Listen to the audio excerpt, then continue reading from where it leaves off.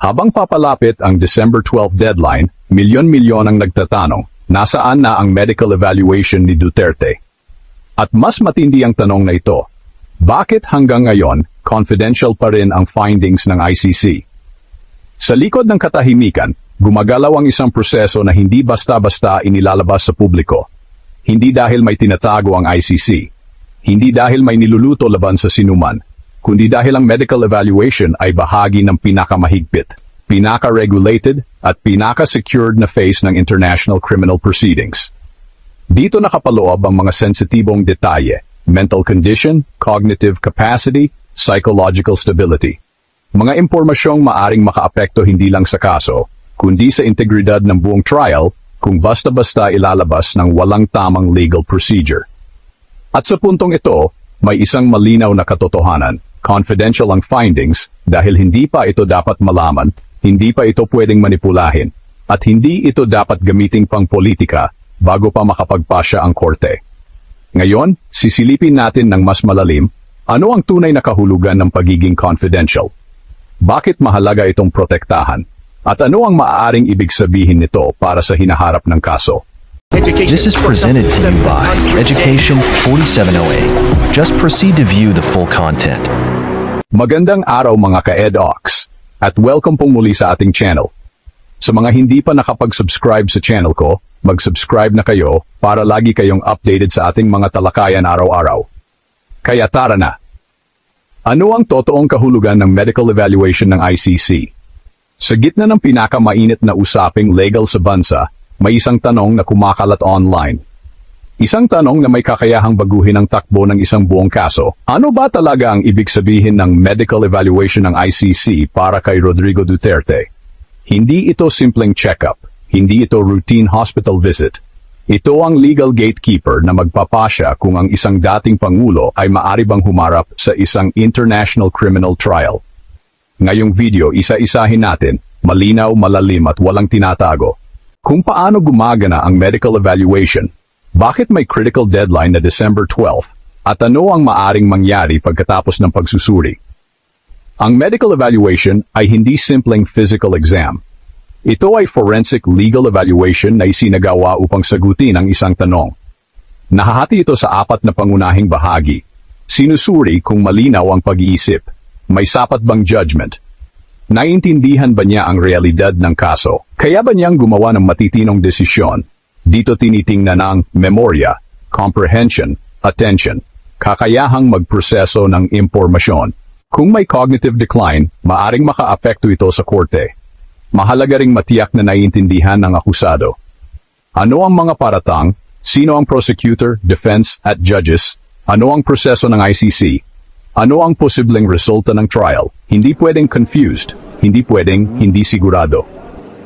Ang pinakamahalaga sa lahat, kaya ba niyang sumali at makipagtulungan sa trial?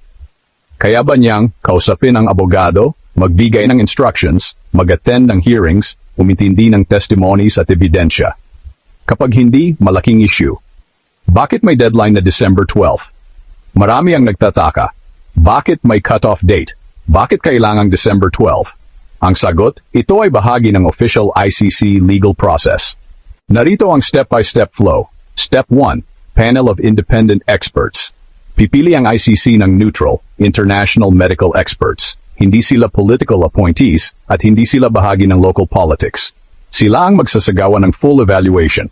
Step 2. Submission of medical report. Kailangang isumite ang official medical findings bago ang December 12. Ito ang nagtitrigger sa susunod na phase ng proseso. Step 3. Comment period. Pagkatapos nito, tatlong grupo ang may karapatang magbigay ng official comments. 1. Defense team ni Duterte. 2. Office of the Prosecutor. 3. Victim Counsel. Tinitingnan nila kung may bias, kulang na data, o inconsistencies ang report. Step 4. Judicial review and decision. Pagkatapos pag-aralan ng lahat, ang ICC chamber ang magpapasya kung fit or unfit to stand trial. Ito ang magiging basehan ng magiging takbo ng kaso. At dito nagiging mas interesante ang usapan dahil maraming posibleng kahinatnan pagkatapos ng evaluation. May 4 na major scenarios at bawat isa ay may malaking epekto sa kaso. Scenario 1, fit for trial, normal outcome. Kung normal ang cognitive at mental assessment, tuloy ang trial, magbabalik ang full hearings, magpapatuloy ang legal proceedings ng walang delay. Ito ang pinaka-straightforward na resulta. Scenario 2, fit for trial, with special accommodations. Kung may mild limitations, mas maikling hearings, more breaks, virtual participation, additional medical support. Pero tuloy pa rin ang trial. Scenario 3, temporarily unfit. Kung may kondisyon na pwedeng gumaling, posibleng ma-postpone ang trial habang hinihintay ang medical recovery. Scenario 4, permanently unfit. Ito ang pinakamabigat at pinakamabihirang mangyari. Kung may irreversible cognitive decline gaya ng dementia, neurological impairment, severe mental incapacity. Pero inulit natin, ito ay extraordinarily rare sa international courts. Sa kabuuan, ang medical evaluation ng ICC ay hindi political show. Hindi ito taktikang pang-media. Ito ay core requirement ng international justice system. Layunin nitong tiyakin na ang sinumang haharap sa ICC, pangulo man o ordinaryong tao, ay may sapat na mental at cognitive ability para maunawaan ang kaso at makilahok sa proseso. At habang papalapit ang December 12 deadline, lalong humihigpit ang pag-ikot ng oras at lumilinaw kung gaano kabigat ang epekto ng medical evaluation sa magiging direksyon ng kaso.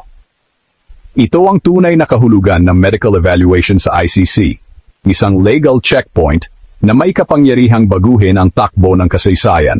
May isang bagay na hindi binibigyang pansin ng marami sa gitna ng ingay, memes at mga hahaka tungkol sa ICC medical evaluation ni Rodrigo Duterte. Ang katahimikan mismo ng International Criminal Court. Habang sa social media ay kaliwat kanan ang opinyon, may nagsasabing fit, may nagsasabing unfit, at may mga gumagawa pa ng sariling medical diagnosis na hindi naman eksperto, ang ICC ay nananatiling tahimik, mahigpit, at lubos na kontrolado ang impormasyon. At dito pumapasok ang aking point of view ko bilang isang taong sumusubaybay sa international justice systems. Ang confidentiality ng medical findings ay hindi kahinaan, kundi proteksyon. Proteksyon sa proseso, proteksyon sa mga doktor, at proteksyon sa mismong akusado. Bakit? Dahil ang medical evaluation ay naglalaman ng mga sensitibong impormasyon, mental condition, cognitive ability, psychological stability, mga impormasyong maaring gamiting sandata sa politika o propaganda kung mailalabas agad ng walang konteksto. Mga ka-EDOC sa ICC, may malinaw na prinsipyo.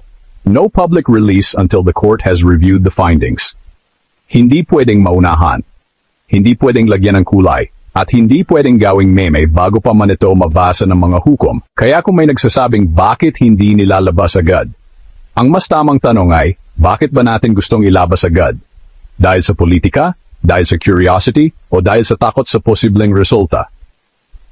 Kung titingnan natin ang proseso, malinaw, ang confidentiality ay hindi pagtatago. Ito ay standard procedure na sinusunod kahit sinong akusado, pangulo man o ordinaryong mamamayan. At dito nagiging balanse ang analysis. Yes, may mga supporters na gustong malaman agad kung fit o unfit. Yes, may critics na naghihintay ng butas. Pero sa dulo, ang court ang may responsibilidad na siguraduhin ang bawat medical finding ay hindi mamimisinterpret, hindi mamamanipula, at hindi magdudulot ng destabilization sa kaso. Kung tutuusin, mga ka-EDOCs, ang katahimikan ng ICC ay hindi kahina-hinala. Ito ay deliberate, ito ay protektado ng batas. At ito ay essential para matiyak na ang magiging desisyon, fit, unfit, or with accommodations, ay nakabatay sa facts, hindi sa ingay ng publiko. Kaya habang nasa likod ng saradong pinto ang medical evaluation, may isang bagay lang ang tiyak. Hindi nito tinatakbuhan ang katotohanan, kundi sinisigurong tama ang paghawak sa katotohanang darating. Sa tingin mo ba dapat maging public agad ang medical findings, o tama lang na confidential muna habang nire-review ng ICC? Bakit?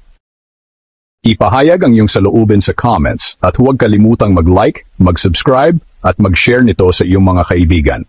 At ito ang EDOCS DC na nagsasabing sa bawat panahon at pagkakataon sa katotohanan dapat nakatuon. Hanggang sa muli, paalam.